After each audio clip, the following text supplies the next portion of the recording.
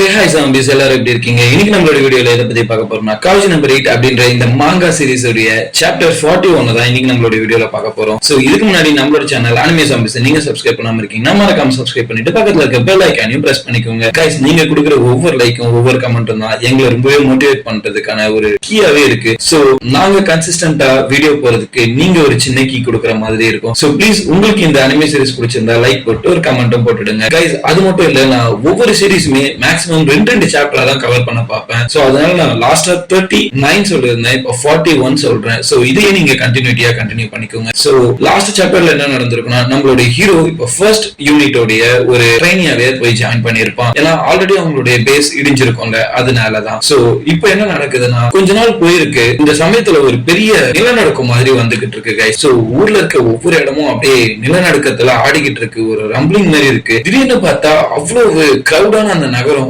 உடஞ்சி ஏதோ ஒரு பெரிய ஹோல் மாதிரி விழுந்திருக்கு. அதை பார்க்கும் போதே ரொம்ப ஜெய்ஜாண்டிக்கா இருக்கு. சரி என்னடா நடக்க போகுது அப்படின்னு நம்மளே கியூரியாசிட்டியில பார்க்கும்போது உள்ள வந்து செம அதிகமான இரும்புகளா ஓடி வந்துகிட்டு இருக்கு. சோ இப்பதான் நம்மளுடைய ஷினோமியாலாம் அவளுடைய ட்ரைனிங்கை முடிச்சுக்கிட்டு அப்படியே நம்ம வேஸ்ட் பண்றதுக்கு எந்த ஒரு டைமும் இல்லை, ஆனா இன்னமும் ட்ரைனிங் பண்ணணும் அப்படின்னு சொல்லிட்டு அவ ஒரு ஃபோர்ஸ்லயே இருக்கா. சோ அந்த சமயத்துல பார்த்தா நம்மளுடைய ஷினோமியா போயிட்டு நாலுமி கிட்ட, தலைவரே கொஞ்சம் எனக்கு ஹெல்ப் பண்ணுங்க, நான் எப்படியாவது இன்னும் ட்ரைனிங் பண்ணணும் அப்படின்னு கேட்கலாம் அப்படின்னு போனான்னு பார்த்தா, இவ கதவை தடனோடனே தலைவர் என்ன கேட்கிறாரு, ஏமா எனக்கு கொஞ்சம் பணம் கொடுமா, நான் நிறைய விஷயத்த வாங்கிட்டேன், இப்ப எனக்கு பத்தல, கேம் விளையாடுறதுக்குலாம் எனக்கு காசு தேவைப்படுது, கொஞ்சம் கைமாத்தா குத்தனா டாப் அப் பண்ணிட்டு அதுக்கப்புறம் கொடுக்குறேன் சேலரி வந்தோடனே அப்படின்றா. டக்குனு ஷினோமியாவும், யோ யார் நீதான் இந்த யூனிட்டோடைய கமாண்டரு, நீனா அப்படி என்கிட்ட போய் சிலித்தனமா காசு கேட்டுக்கிட்டு இருக்க, சின்ன பையனால நீ முதல்ல நீ எவ்வளவு பெரிய ஆளுன்றதை ஞாபகம் வச்சுக்கோ அப்படின்னு சொல்லி பேசிக்கிட்டு இருக்கும்போது, பாரு டைம் வந்துருச்சு அப்படின்னு சொல்லிட்டு நம்ம சொட்ட அங்கிள் ஓடியாந்து நீங்க வேலைக்கு போகணும் அப்படின்னு சொல்லி கூட்டிட்டு போயிடுறாருங்க. சோ வழக்கம் போல டீம்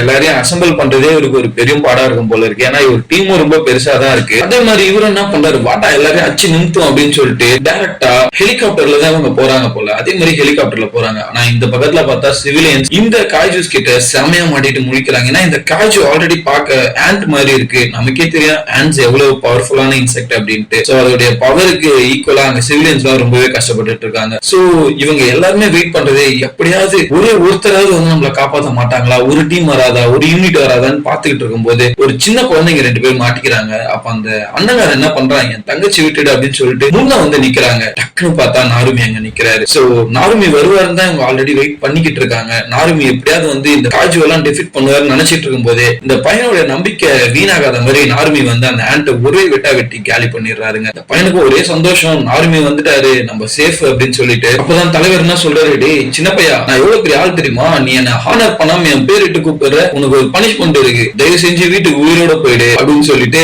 அவர் ஒரு மாதிரி தன்மையான ஆள் தான், ஆனா கொஞ்சம் திமிராவும் நடந்துக்கிறாருங்க. இவருடைய கேரக்டர் ஒரு மாதிரி ஃபன்னியான கேரக்டர் தான். சோ இவரு என்ன பண்றாரு, அவருடைய டீம் அங்க ஸ்பிளிட் பண்ணிருப்பாரு. சோ எல்லாருக்கிட்டையுமே கரெக்டான இன்ஃபர்மேஷன்ஸ் கேட்டுக்கிட்டு இருக்காரு. அந்த இடத்துல என்ன சிச்சுவேஷன், இந்த இடத்துல என்ன சிச்சுவேஷன் அப்படின்னு சொல்லிட்டு. சோ இது வந்து நமக்கு தெரிய வருது, இவர் ரொம்பவே ஸ்ட்ராட்டஜியாவும் மூவ் பண்ணக்கூடிய ஒரு ஆளு. அவர் பவர்ஃபுல்லா மட்டும் இல்ல, டீம் எப்படி ஹேண்டில் பண்ணணும்னு தெரிஞ்சு வச்சிருக்காரு. சோ இந்த சமயத்துல ஷினோமியாவும் நம்பர் 8 ஒரு மாதிரி டீம் அப் பண்ற மாதிரி இருக்காங்க.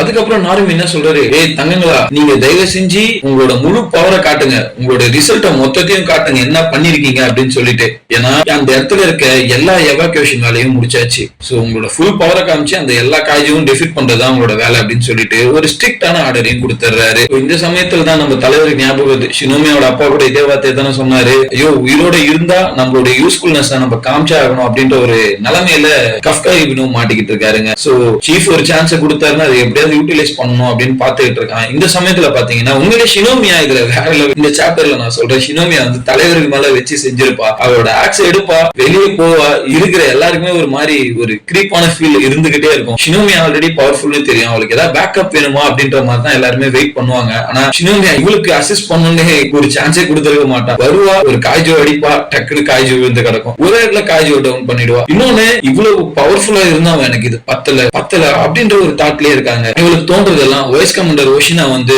இவளை விட ரொம்ப ஃபாஸ்டா இருப்பான், சோ அந்த மாதிரி நான் போகணும். அப்புறம் இவங்களோட ஹிட் எல்லாம் இதை விட பவர்ஃபுல்லா இருந்தது, ஆஷிரோட ஹிட் எல்லாம் பவர்ஃபுல்லா இருந்தது, சோ நான் இவங்க எல்லாருமே சர்பாஸ் பண்ணும் அப்படின்னு சொல்லிட்டு ஒவ்வொரு அட்டாக்கும் வச்சு செஞ்சுக்கிட்டே இருக்காங்க. இதை பார்க்கும்போது அந்த டீம்ல இருக்க சீனியர்ஸ்க்கு கொஞ்சம் வயிறு எரிஞ்சாலும் நம்மளுடைய தலைவர் மட்டும் அவ்வளவுதான் கலக்கிற ஷினோமியா எல்லாத்தையும் போட்டு தள்ளுன்ட்டு பேக்ரவுண்ட்ல இருந்து வழக்கம் போல வாய்ஸ் மட்டுமே கொடுத்துன்னு இருக்காரு. டிரான்ஸ்ஃபார்ம் ஆகி சண்டை போட்டு வேலையை முடிப்பாருன்னு பார்த்தா பேக்ரவுண்ட் வாய்ஸ் வயசே குத்துன்னு இருப்பாரு. அப்பதான் இன்னொரு விஷயத்த சொல்லிட்டு இருக்காங்க, இந்த பாரு ஷினோமியா, உன்னுடைய கார்டை மட்டும் லூஸ் பண்ணாத, எப்பயுமே அலர்ட்டாவே இரு, இல்லன்னா எப்ப வேணாலும் என்ன வேணாலும் நடக்கும், பவர்ஃபுல்லா இருக்கும், ரொம்ப திமிராவும் இருக்காது அப்படின்னு சொல்லிட்டு மத்த சீனியர்ஸ் சொல்லிக்கிட்டே இவளுக்கு அசிஸ்டும் பண்றாங்க. ஏன்னா இவங்களுடைய டீம்ல ஒருத்தி இருக்கா, அப்புறம் ஓவர் பவர்டு தான், அவ கிட்டத்தட்ட ஒரு மிஷன் கன் மாதிரி வச்சிருக்காங்க. சோ அவளுடைய பவர் அதுதான் போல. சோ அதை யூஸ் பண்ணி அவ செமையான அட்டாக்ஸ் எல்லாம் கொடுப்பா. சோ அந்த சமயத்துலதான் மத்தவன், டேய் என்னடா இவங்களோட ஃபர்ஸ்ட் இயர்ஸ் எங்களை விட பவர்ஃபுல்லா இருக்காங்க, இவங்க எல்லாம் ஃபர்ஸ்ட் இயர்னு சொல்லிட்டு வந்து எங்களை வச்சு அசிங்கப்படுத்துறீங்களா அப்படின்ற மாதிரி மத்தவங்களுக்கு எல்லாம் உண்மையிலேயே ரொம்ப வைத்தச்சலா இருக்கும். நாங்க எப்படியா ப்ரொமோஷன் எல்லாம் வாங்கி சேலரி ஹைக்கு பார்க்க மாட்டோமான்னு இருக்கும். நீ எங்க வச்சு ஒரு சின்ன பொண்ணு கூட்டு வந்துட்டு இவங்க ஃபர்ஸ்ட் இயர்னு சொல்லி எங்களை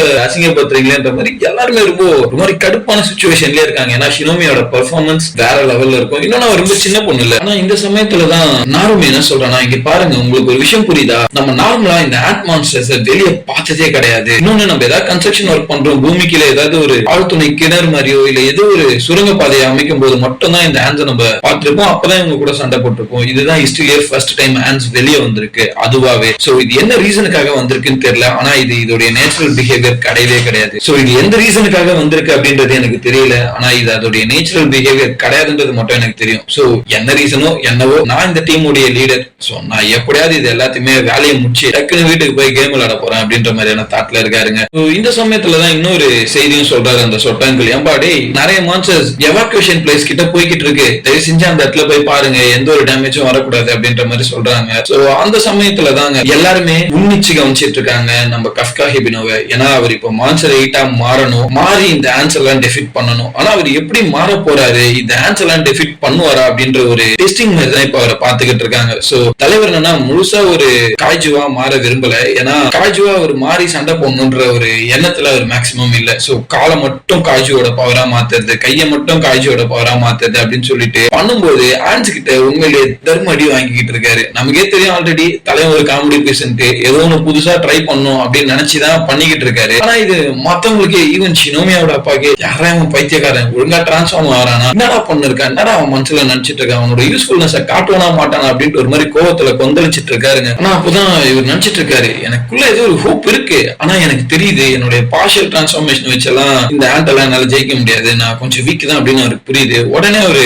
டிரான்ஸ்ஃபார்ம் மட்டும் நான் ஆனா இதை செஞ்சிரும் அப்படின்றது அவருக்கு தெரியுது. ஆனா டிரான்ஸ்ஃபார்ம் ஆக ஏதோ ஒரு விஷயத்துல ஒரு தயங்குறாரு, பயப்படுறாரு. இந்த சமயத்துல பார்த்தா என்னென்னமோ ஆசிட் மாதிரிலாம் அந்த ஆண்ட் தூக்கி அடிக்குதுங்க. ஆண்ட்டுக்கு ஆசிட் பவர்லாம் இருக்கான்னு எனக்கு தெரியல. இந்த சமயத்துலதான் என்ன நினைக்கிறாருன்னா, இங்க பாரு டைம் எல்லாம் கிடையாது, இந்த மான்ஸ்டரை எப்படியா டெஃபிட் பண்ணாதான் நான் மினா கூட சேர்ந்து எப்படியாவது ஒரு பெரிய டிஃபென்ஸ் ஆபீசரா மாற முடியும் அப்படின்னு சொல்லிட்டு டிரான்ஸ்ஃபார்ம் ஆகலாம் அப்படின்னு பாக்குறாரு. அப்பதான் எல்லாருமே ஓகே ஒரு ஃபுல் டிரான்ஸ்ஃபார்மேஷன் ஆக போறாரு அப்படின்னு சொல்லி பார்க்கும்போது தலைவருக்கே ரொம்ப ஷாக்கிங்கா இருக்கு. அவரால் டிரான்ஸ்ஃபார்ம் ஆக முடியல, ஆண்டி கிட்ட அடிதான் வாங்கிக்கிட்டு இருக்காரு. இவருக்கே புரியல என் டிரான்ஸ்ஃபார்மேஷன் ஃபெயில் ஆயிருக்கா, என்னால டிரான்ஸ்ஃபார்ம் ஆக முடியல, என்ன ரீசன் அப்படின்னு அவருக்கே புரியல, ஏன் நான் டிரான்ஸ்ஃபார்ம் ஆகல அப்படின்னு சொல்லிட்டு. இன்னொன்னு அதே ஜோன்லயே இன்னொரு விஷயம் என்ன நடக்குதுன்னா, அதே ஜோன்லயே இன்னொரு பவர்ஃபுல்லான மான்ஸ்டர் வந்துட்டு இருக்கு அப்படின்ற மாதிரி சொல்றாங்க. சோ இந்த சமயத்துல பார்த்தா நாருமி ஓகே அப்ப அது வந்துருச்சு போலயே அப்படின்ற மாதிரி சொல்றாரு. சோ இப்ப நீங்க லொகேஷனை ஸ்வாப் பண்ணணும் அப்படின்னு சொல்லிட்டு அந்த சொட்டாங்களும் சொல்றாரு. ஆனா இப்பதான் நம்மளுடைய தலைவருக்கு புரியுது நமக்கு கீழே தான் இருக்கு போல அப்படின்னு சொல்லிட்டு. சோ செக் பண்ணி பாக்குறாரு, அந்த இடத்துல நம்பர் 9 வந்து நிக்குதுங்க. ஆக்சுவலா நம்பர் 9 ஒரு